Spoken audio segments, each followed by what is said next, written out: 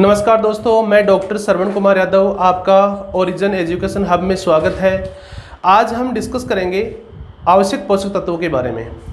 Agriculture में जितनी भी एग्ज़ाम होती है, चाहे वो जेट हो, प्री पीजी हो, एओ हो, डब्ल्यूओ, सुपरवाइज़र, जेआरएफ हो, सभी के अंदर आवश्यक पोषक तत्वों का चैप्टर बहुत इंपॉर्टेंस रखता है और इसमें से क्वेश्चन आते ही है। तो आज हम आवश्यक पोषक तत्वों के बारे में पढ़ेंगे। आवश्यक पोषक तत्व किसे कहते हैं? पौधे को जीवन व्यापन पूरा करने के लिए कुछ एलिमेंट्स की आवश्यकता होती है जिनको हम आवश्यक पोषक तत्व कहते हैं, और यदि इनकी कमी हो जाए तो पौधा अपना जीवन चक्र पूरा नहीं कर पाता है। आवश्यक पोषक तत्वों की खोज आर्नोन एंड स्ट्राउट नामक दो वैज्ञानिकों ने की 1939 में। यहां आप ध्यान से समझिए, ये तीन चीजें हैं कि आवश्यक पोषक तत्वों की खोज किसने की? आर्नोन एंड स्ट्राउट ने। कब की? 1939 में। आवश्यक पोषक तत्व कितने हैं? तो वो है 17। कभी कभी 16 भी ऑप्शन में होता है, आपको 16 नहीं करना है, 17 करने हैं, क्योंकि 17वां आवश्यक पोषक तत्व निकिल है। अब इन आवश्यक पोषक तत्वों का दोबारा प्रतिपादन, देखो ध्यान से एक एक लाइन को आप समझते जाइए। दोबारा प्रतिपादन, आवश्यक पोषक तत्वों का दोबारा प्रतिपादन एक वैज्ञानिक ने किया जिसका नाम है आर्नोन। इस आर्नोन नामक वैज्ञानिकों ने ये आवश्यक पोषक तत्व जिनकी खोज आर्नोन एंड स्ट्राउट ने की थी, उनका दोबारा प्रतिपादन किसने किया? आर्नोन ने। कब किया? 1954 में। आप दोनों सन याद रखिएगा। सीधा पूछे आवश्यक पोषक तत्वों की खोज कब की, किसने की? आर्नोन स्ट्राउट ने 1939। और दोबारा प्रतिपादन किसने किया? तो आर्नोन ने किया। ये इन दोनों वैज्ञानिकों के अनुसार ये 17 ही आवश्यक पोषक तत्व क्यों है, इसके बारे में उन्होंने एक सिद्धांत दिया जिसका नाम है आवश्यकता की कसौटी। आवश्यकता की कसौटी का सिद्धांत। इसका दूसरा नाम है अनिवार्यता का सिद्धांत।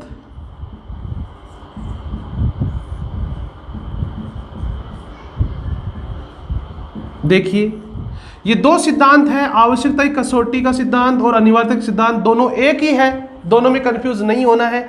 और इनको ये सिद्धांत किसने दिया? आर्नोन एंड स्ट्राउट ने दिया। इस सिद्धांत के अनुसार ये समझाया गया कि 17 ही पौधे के लिए आवश्यक है। आप समझिए, ये जो आवश्यकता की कसौटी का सिद्धांत है, ये 3 भागों में बांटा गया है सिद्धांत को। वो सिद्धांत कौन कौन से 3 भाग हैं, समझते जाइए। इसके अनुसार 3 इसके पिलर है, समझिए। पहला सिद्धांत ये था कि यदि पौधे में किसी पोषक तत्व की कमी हो जाए, इन 17 में से किसी एक की भी कमी हो जाती है, तो पौधा अपना जीवन चक्र पूरा नहीं कर पाएगा। पहला सिद्धांत ये हो गया कि किसी एक पोषक तत्व की भी पौधे में कमी हो जाती है, कमी हो जाए तो पौधा अपना जीवन चक्र पूरा नहीं कर पाएगा। पहला सिद्धांत ये हो गया। दूसरा सिद्धांत ये है कि यदि इन 17 पोषक तत्वों में से किसी एक की भी कमी हो जाती है, तो उसकी पूर्ति वही पोषक तत्व कर सकता है। जैसे मैं एग्जांपल देता हूं, यदि पौधे में नाइट्रोजन की कमी हो जाती है, तो नाइट्रोजन की कमी को पूरा करने के लिए हमें नाइट्रोजन ही डालना पड़ेगा, फॉस्फोरस से नहीं कर सकते हैं। जैसे मैं एक एग्जांपल और देता हूं, हमारी बॉडी में यदि ब्लड की कमी हो जाती है तो हमें ब्लड ही चढ़ाया जाता है, न कि दूध। तो आप सब समझ सकते हैं कि यदि किसी पोषक तत्व की कमी होती है, किसी पोषक तत्व की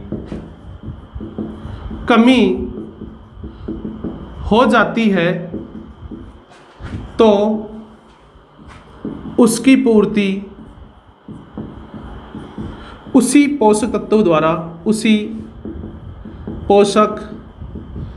द्वारा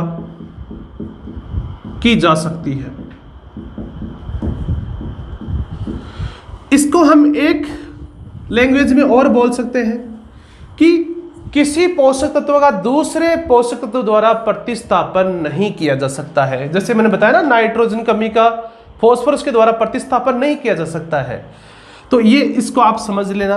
तीसरा जो सिद्धांत है वो है कि ये जो 17 पोषक तत्व है ये पौधे की सभी उपापचयी क्रियाओं में योगदान देते हैं। किसी न किसी प्रकार से जो पौधे में जितनी भी मेटाबॉलिक एक्टिविटीज, उपापचयी क्रिया होती है, उनमें योगदान देते हैं। उपापचयी क्रियाओं में योगदान। तो इस प्रकार से जो आर्नोन एंड स्ट्राउड थे, उन्होंने आवश्यकता की कसौटी का सिद्धांत या अनिवार्यता का सिद्धांत ये दिया। इस सिद्धांत को 3 भागों में बांटा गया। पहला है किसी एक पोषक तत्व की पौधे में यदि कमी हो जाए तो तो पौधा अपना जीवन चक्र पूरा नहीं कर पाएगा। दूसरा है किसी पोषक तत्व की कमी हो जाती है किसी एक की भी, तो उसकी पूर्ति उसी पोषक तत्व द्वारा की जाती है। और तीसरा है कि ये सभी पोषक तत्व पौधे की उपापचयी क्रियाओं में सीधा योगदान देते हैं। आगे चलते हैं।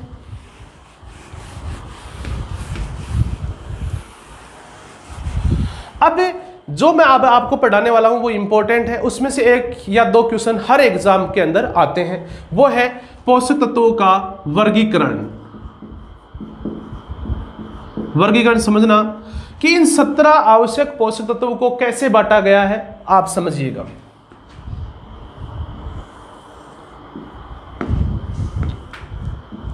देखिए, इन 17 आवश्यक पोषक तत्वों को 2 भागों में बांटा गया है। पहला है अखनिज पोषक तत्व, दूसरा है खनिज पोषक तत्व। खनिज पोषक तत्व। देखिए, टोटल आवश्यक पोषक तत्व 17 है हमारे। अखनिज पोषक तत्व, देखिए ध्यान से समझिएगा कि इसको अखनिज क्यों कहा, इनको खनिज क्यों कहा। आप सब जानते हैं खनिज पदार्थ मृदा में पाए जाते हैं, तो जिन पोषक तत्वों को पौधा मृदा से ग्रहण करेगा उसको हम खनिज पोषक तत्व कहेंगे। तो खनिज पोषक तत्व को पौधा कहां से लेगा? मृदा से लेगा, मृदा से लेता है। आप लिख सकते हैं अच्छे से समझने के लिए। जिन पोषक तत्वों को पौधा जल व वायु से ग्रहण करता है उनको हम कहेंगे अखनिज पोषक तत्व। अब ध्यान से समझिएगा आप, ये अखनिज पोषक तत्व 3 है। कितने हैं? 3। CHO। आप देखो, कार्बन इसको पौधा CO2 से लेता है। मैंने कहा ना जल व वायु से, तो CO2 वायु से लेता है। H को पौधा जल से लेता है। ऑक्सीजन को वायुमंडल से, वायु से लेता है ऑक्सीजन। तो इस प्रकार से तीनों पोषक तत्वों को पौधा जल व वायु से ग्रहण करता है। अब हम बात करें कि यदि किसी घास या किसी पौधे की पत्तियां तोड़े, 100 किलो पत्तियां तोड़े, उनको जलाएं, तो हमारे पास 4 किलो राख बचे। कितने किलो? 4 किलो। तो 96% क्या था? 96% ये तीनों थे जो कहां से आए थे? जल व वायु से। और जलाने से वहां वापिस चले जाएंगे, वायु में चले जाएंगे और जल के रूप में, वेपर के रूप में ऊपर वायुमंडल में चले जाएंगे। देखिए, ये जो अखनिज पोषक तत्व तीनों हैं, ये पौधे का कितना प्रतिशत भाग बनाते हैं? 96% भाग बनाते हैं। ध्यान से समझिएगा। अब एक बार क्वेश्चन ये भी पूछा गया कि कार्बन पौधे में कितना प्रतिशत होता है? 45%। हाइड्रोजन कितना होता है? 6%। ऑक्सीजन कितना होता है? 45%। अब देखो आप, 45, 6, 45, तो CHO दोनों लास्ट वाले 45 और बीच वाला 6%। तो इस प्रकार से आप याद रखिएगा, ठीक है। अब देखो 96% भाग ये बनाता है तीनों न्यूट्रिएंट्स, इसलिए पौधे की संरचना बनाएंगे। क्या बनाएंगे? तीनों न्यूट्रिएंट संरचना। इसलिए इन अखनिज पोषक तत्वों को कहते हैं संरचनात्मक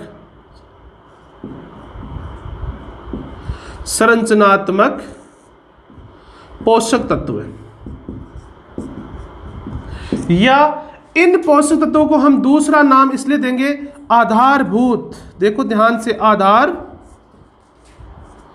ये इसलिए देंगे कि आधार है, ये तीनों पौधे का आधार है, बेस है, 96% भाग बना रहा है, इसलिए इनको हम आधारभूत या संरचनात्मक पोषक तत्व कहेंगे। तो इन अखनिज पोषक तत्वों के बारे में आपको इतनी ही जानकारी काफी है, और इनमें से कभी क्वेश्चन आ जाए तो इससे बाहर नहीं जाएगा। तो ये तो अपना हो गया अखनिज पोषक तत्व। अब बात करते हैं हम खनिज पोषक तत्व, जिनको पौधा कहां से लेगा? मृदा से लेता है। ध्यान से समझिए दोस्तों, इन खनिज पोषक तत्वों को दो भागों में बांटा है। पहला है मुख्य पोषक तत्व, मुख्य पोषक तत्व, और दूसरा है बेटा सूक्ष्म पोषक तत्व।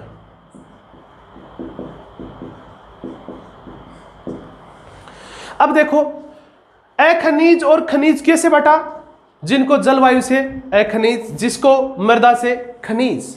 तो इस खनिज को फिर दो भागों में बटा, वो किस आधार पे बांटा? समझिए, जिन पोषक तत्व, देखो मुख्य मतलब मेन, मैक्रो इंग्लिश में कहेंगे इनको मैक्रो न्यूट्रिएंट्स।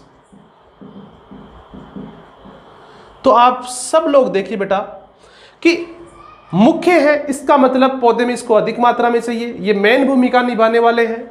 तो बेटा जिन पोषक तत्वों को पौधा 1 ppm से अधिक मात्रा में लेता है उनको कहेंगे बेटा मुख्य पोषक तत्व। और यह सूक्ष्म मतलब महीन, कम, बारीक, माइक्रो न्यूट्रिएंट्स, इसका मतलब ये हुआ कि ये सूक्ष्म है, इनको पौधे की आवश्यकता कम होती है। तो जिन पोषक तत्वों को पौधा 1 ppm से कम मात्रा में लेता है उसको कहेंगे बेटा सूक्ष्म पोषक तत्व। यहां तक आपको शायद बिल्कुल अच्छे समझ में आ गया होगा। आगे चलते हैं। इन मुख्य पोषक तत्वों को फिर दो भागों में बांटा गया है। आप सब लोग देखें, मैं उनके एक बार नाम लिख देता हूं। प्राथमिक और दूसरा है द्वितीयक। देखो बेटा ये तो मुख्य है। अब देखो एक चीज मैं बताना भूल गया, टोटल आवश्यक पोषक तत्व 17 है, उसमें से 3 आपके हो गए अखनिज। तो 17 में से 3 गए तो कितने बचे खनिज? 14 पोषक तत्व बचे। एग्जाम में क्वेश्चन ये भी आया हुआ है कि खनिज पोषक तत्वों की संख्या कितनी होती है। बच्चे क्वेश्चन को ढंग से नहीं पढ़ते हैं और कितने करके आते हैं? 17, लेकिन खनिज कितने हैं? 14 है। अब देखिए बेटा इस खनिज को हमने बांटा मुख्य और सूक्ष्म में। तो बेटा 6 तो मुख्य हैं, कितने? तो 14 में से 6 मुख्य हैं, तो सूक्ष्म कितने आएंगे? 8 आएंगे। कितने आएंगे बेटा? 8। अब देखो हम मुख्य पढ़ रहे थे, मुख्य पोषक तत्व। तो प्राथमिक बेटा 3 है, कितने हैं? जब प्राथमिक 3 है तो ये कितने बचे? 6 में से 3 गए तो कितने बचे? 3। तो प्राथमिक। अब किसान, हम किसान के पास चलते हैं। किसान सबसे अधिक कौन कौन से न्यूट्रिएंट्स डालता है? सबसे मेन यूरिया, डीएपी और पोटास। तो नाइट्रोजन, फॉस्फोरस और पोटास, एन, पी और के, ये 3 प्राथमिक पोषक तत्व है। और 2-3 और है जिनका नाम है कैल्शियम, मैग्नीशियम और सल्फर। ये बेटा आपके हैं द्वितीयक मुख्य पोषक तत्व। यहां तक आपको अच्छे से समझ में आ गया होगा। अब चलते हैं सूक्ष्म पोषक तत्व, जिनकी पौधे को 1 ppm से कम मात्रा की आवश्यकता होती है, उनको हम सूक्ष्म पोषक तत्व कहते हैं। और इनकी संख्या बेटा कितनी है? 8। ये याद रखिएगा, ये एग्जाम में जब मैंने जीआरएफ की एग्जाम दी थी तब ये क्वेश्चन आया था कि सूक्ष्म पोषक तत्वों की संख्या कितनी है? तो बेटा 8 है। याद रखिएगा। ये 8 कौन कौन से हैं, नाम मैं लिख देता हूँ बेटा। फेरस है, मैग्नीज है, कॉपर है, जिंक है, निकिल है, मोलिब्डेनम है, बोरोन है और क्लोरीन है। ये आपके 8 पोषक तत्व है जो बेटा आपके सूक्ष्म पोषक तत्व है। तो इस प्रकार से ये हमारा क्लासिफिकेशन है पोषक तत्व, आवश्यक पोषक तत्वों का। इसको आप याद रखना, ठीक है। आप इसकी स्क्रीनशॉट ले सकते हैं जिससे इसको आपको अच्छे से समझ में आ जाएगा।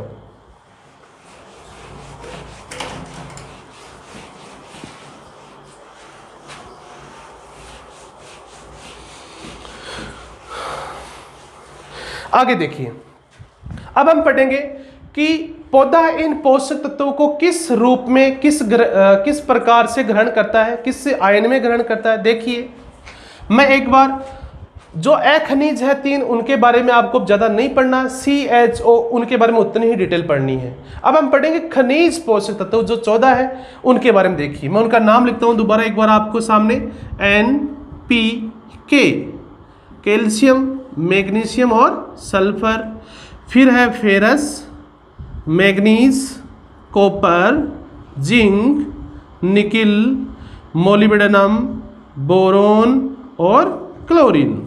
आपके सामने पूरे ये 14 न्यूट्रिएंट्स है। कितने न्यूट्रिएंट्स हैं? 14। कितने बेटा? देखिए, तो ये तीनों तो आपके थे प्राथमिक। कौन से थे? ये 3 थे आपके द्वितीयक, और ये 6 क्या थे बेटा? आपके सूक्ष्म थे। ध्यान से देखना आप उस चार्ट को, सूक्ष्म पोषक तत्व है। और इन 6 को मिलाकर हमने क्या कहा था? वो थे मुख्य पोषक तत्व।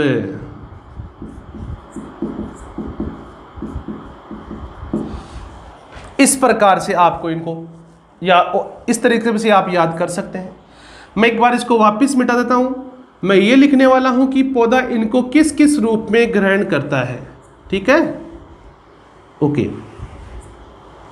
देखिए, नाइट्रोजन है, इसको पौधा NH4+ एंड NO3- के रूप में ग्रहण करता है। एक बार 1 मिनट में आपको याद हो जाएंगे, मुझे लिखने दीजिए।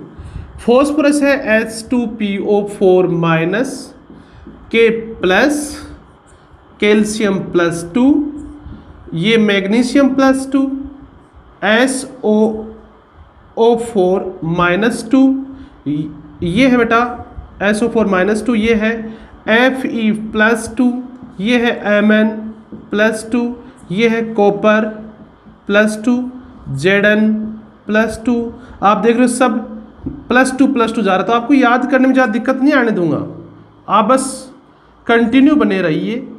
ये देखो बेटा BOO4-2 या H3BO3, इसको मैं राउंड कर रहा हूं, आप समझना क्यों कर रहा हूं, पता चल जाएगा। ये आपके सामने न्यूट्रिएंट्स है जिसको पौधा आयन के रूप में ग्रहण करते हैं, या वो नेगेटिव होगा या फिर पॉजिटिव होगा। तो ध्यान से समझिए, यहां 2 क्वेश्चन तो सबसे इंपॉर्टेंट है, नाइट्रोजन का और बेटा दूसरा है बोरोन का। आप देखो ध्यान से,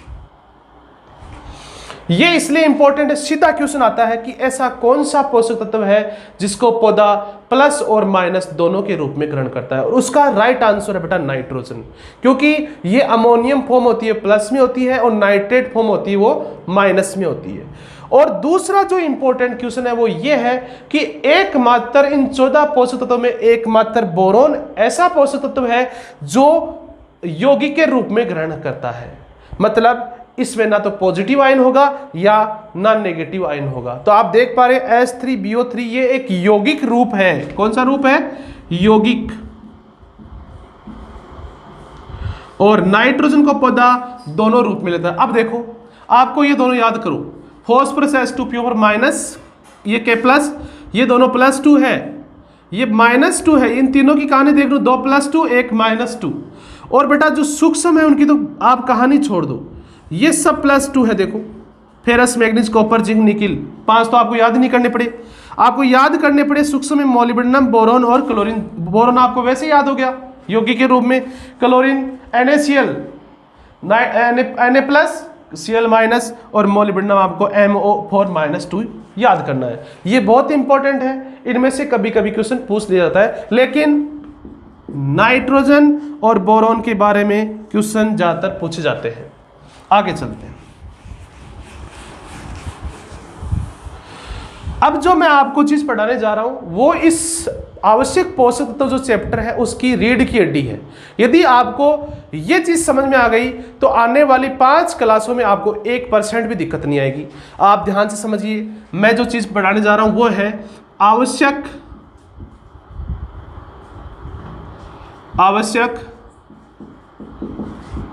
पोषक तत्वों का पौधे में चालकता के आधार पर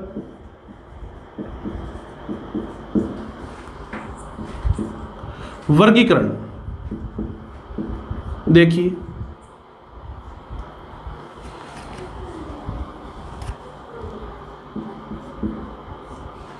ये इसलिए जरूरी है, जैसे मान लीजिए कोई किसान आता है आपके पास और आपको पूछे कि इस पौधे में कौन सी दिक्कत है, किस पोषक तत्व की कमी है, तो आप नहीं बता पाएंगे। लेकिन ये क्लासिफिकेशन समझने के बाद में आपको ये पता चलेगा कि नई पत्ती में किस पोषक तत्व की कमी से लक्षण प्रकट हुए, पुरानी पत्ती में किस पोषक तत्व की कमी के कारण होता है, और शीर्ष भाग में कोई प्रॉब्लम होती है वो किस पोषक तत्व की कमी के कारण होता है। तो देखिए, मैं आवश्यक पोषक तत्व का पौधे में चालकता के आधार पर वर्गीकरण पढ़ा रहा हूं। ये 4 प्रकार के होते हैं, 4 प्रकार में बांटा गया है। देखिए, पहला है अधिक चालक,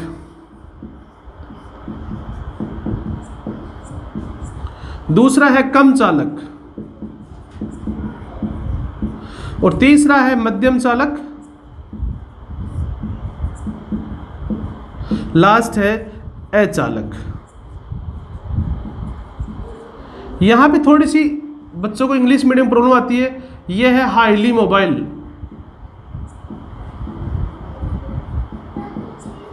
ये है लेस मोबाइल,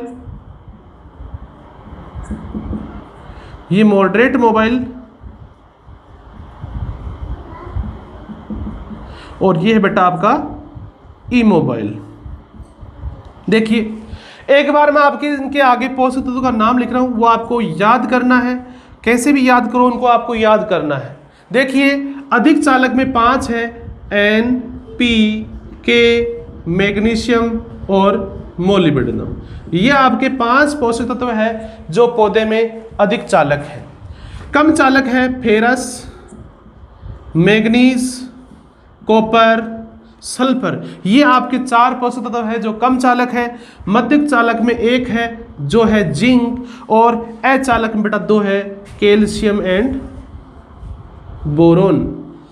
ये क्लासिफिकेशन एक बार आप याद कर लीजिए। आगे चलते हैं। जैसे मैं आपके पास एक प्लांट की फोटो बना रहा हूं,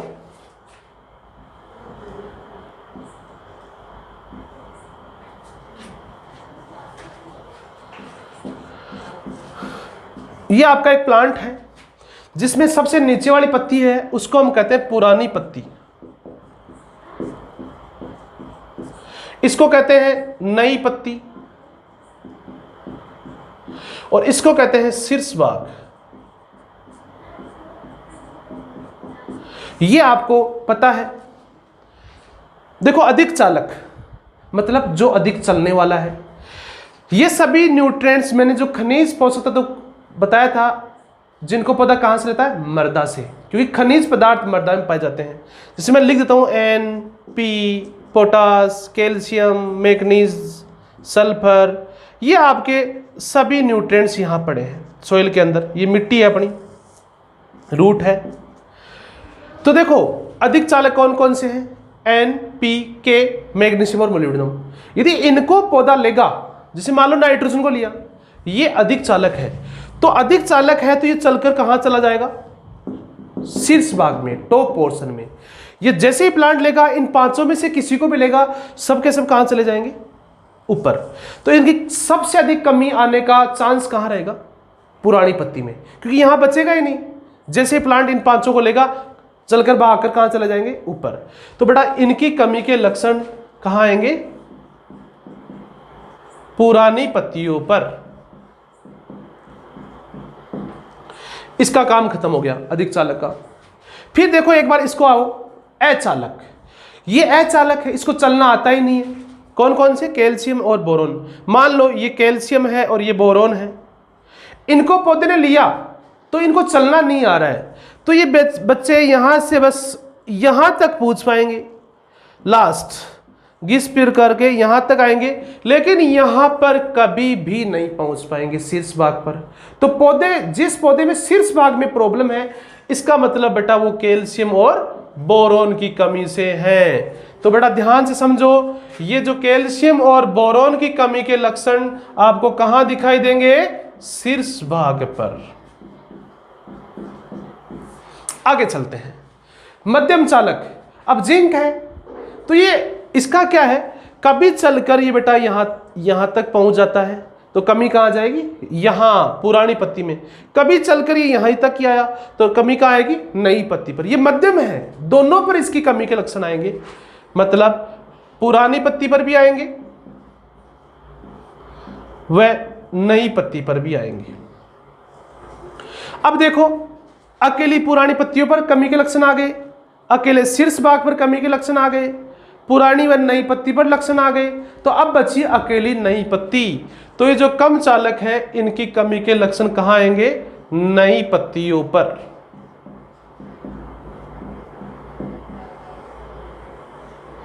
इस प्रकार से आपका ये क्लासिफिकेशन है, बहुत अच्छा क्लासिफिकेशन। अब देखो, अब कोई किसान आता है पौधा लेकर, तो यदि उसके पुरानी पत्तियों में दिक्कत है, तो आप क्या कहेंगे कि साहब इसमें NPK, मैग्नीशियम, मोलिब्डेनम, इन 5 में से किसी कमी है। आप ये नहीं कहोगे कि 17 में से किसी कमी है। अब आपके पास एक सबूत हो गया कि पुरानी पत्तियों में दिक्कत है, तो इन 5 में से किसी कमी है। मान लो शीर्ष भाग में किसी प्रॉब्लम है, तो कैल्शियम और बोरोन, क्योंकि ये अचालक होते हैं, ये पौधे में चलकर ऊपर नहीं जाते हैं और यहां कमी के लक्षण प्रकट होंगे। तो इस प्रकार से ये क्लासिफिकेशन आपको बहुत अच्छे से याद करना है। आप इसके स्क्रीनशॉट ले सकते हैं और बाद में पढ़ सकते हैं। हमारा YouTube चैनल आप देख सकते हैं, इस पर ये वीडियो अपलोड कर दिया जाएगा।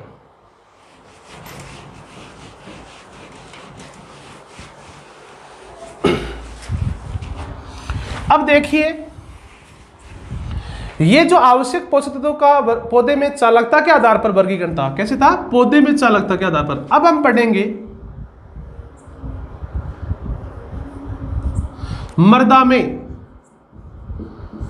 मृदा में चालकता के आधार पर पोषक तत्वों का वर्गीकरण। ध्यान से देखिए, बहुत सिंपल है। ये भी एक इंपॉर्टेंट क्लासिफिकेशन जिसको आपको याद करना है। ये आपको ये बताएगा कि कौन से पोषक तत्वों को कैसे देना है, उसको पौधे के ऊपर देना है, खड़ी फसल पर छिड़काव करना है, या बुआई से पहले देना है। आप समझिएगा, आवश्यक पोषक तत्वों का मृदा में चालकता के आधार पर वर्गीकरण के 3 भागों में बांटा गया है। पहला है अधिक चालक,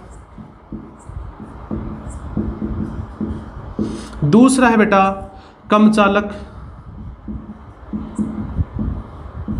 और तीसरा है अचालक।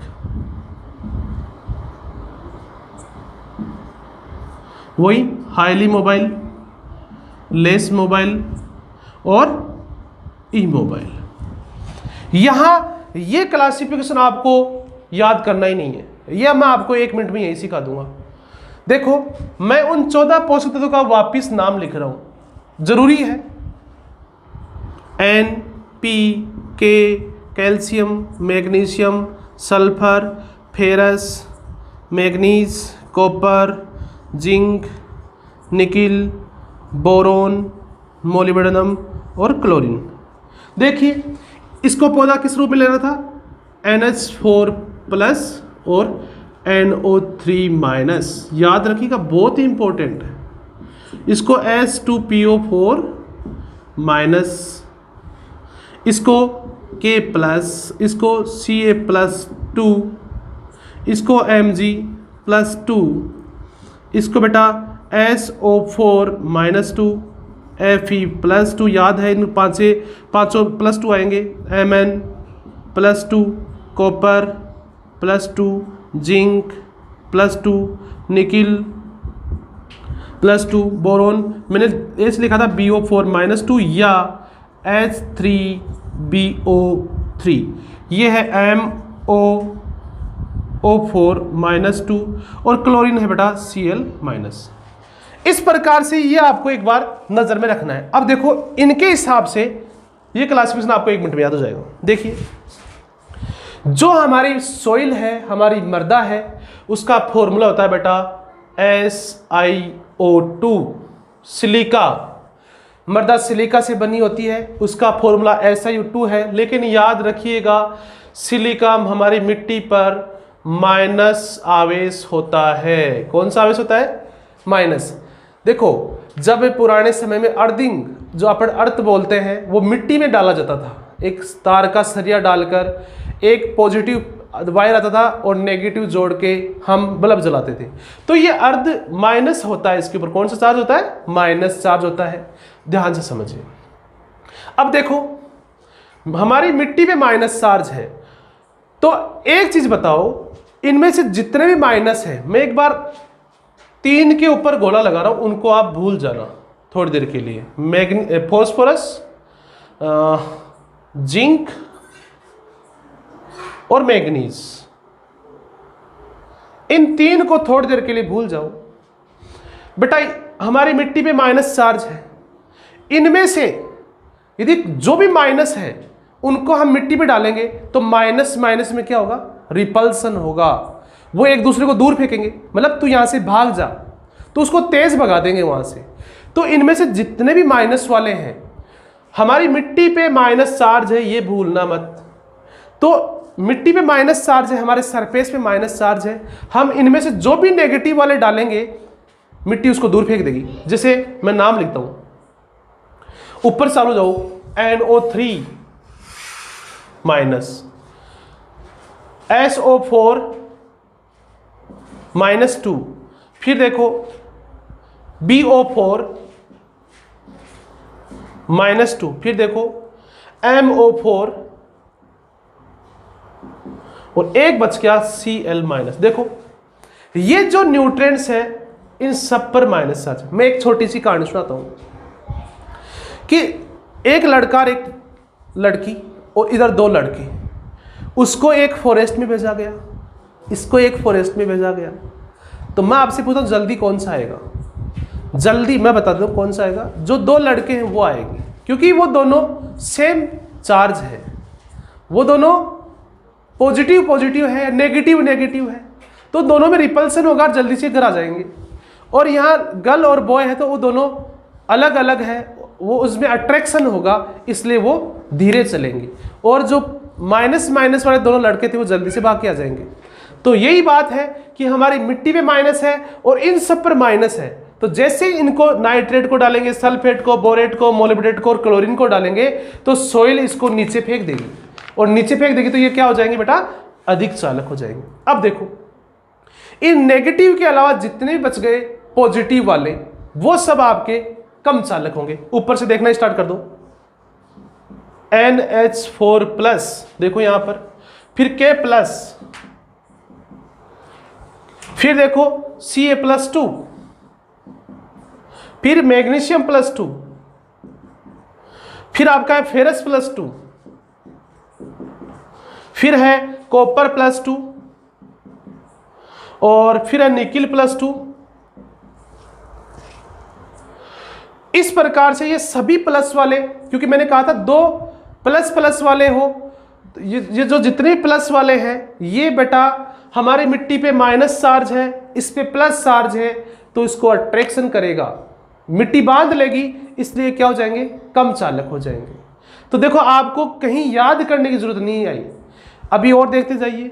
अब देखो आपके पास, मैंने आपके पास 3 गोले लगाए हैं, फॉस्फोरस, जिंक और मैग्नीज।